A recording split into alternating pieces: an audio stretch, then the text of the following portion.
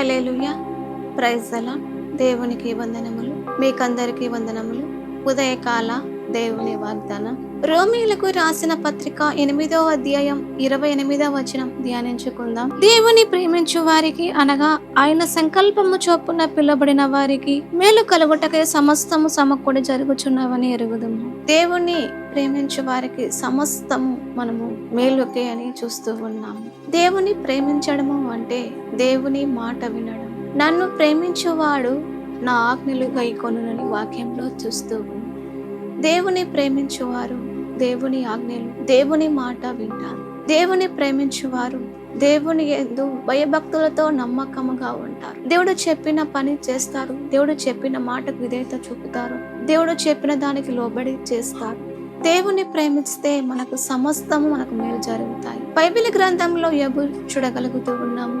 యోబు యథార్థవంతుడు, న్యాయవంతుడు, దేవుని యందు భయము భక్తి కలిగిన వాడని చూస్తూ ఉన్నాం. దేవుడే సాక్ష్యం ఇచ్చాడు యోబు గురించి.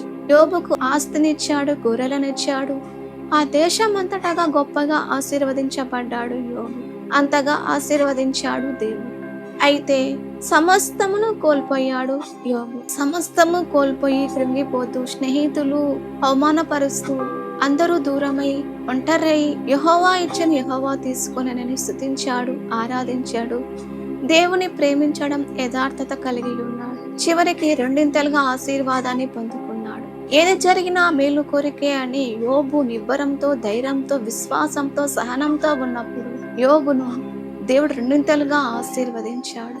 మనం ఈరోజు ఏ స్థితిలో బాధపడుతూ ఉన్నామో, మనము నమ్మకంతో, యథార్థంతో, మనం విశ్వాసంతో, సహనంతో ఉండి దేవుణ్ణి ప్రేమించినప్పుడు మనకు దేవుడు సమస్తమును మేలు చేస్తాడు. దేవుడు వాగ్దానం నెరవేర్చును గాక. ఆమేన్. ప్రార్థన. పరిశుద్ధుడా తండ్రి, స్తోత్రాలు ప్రభువా. అయ్యా, నిన్ను ప్రేమించే వారికి సమస్తమును నాయనా మేలు చేసే దేవుడు తండ్రి, స్తోత్రాలు. మీరే తోడుగా ఉండి సహాయము చేయమని యేసు నామములో ప్రార్థిస్తున్నాము తండ్రి. ఆమేన్.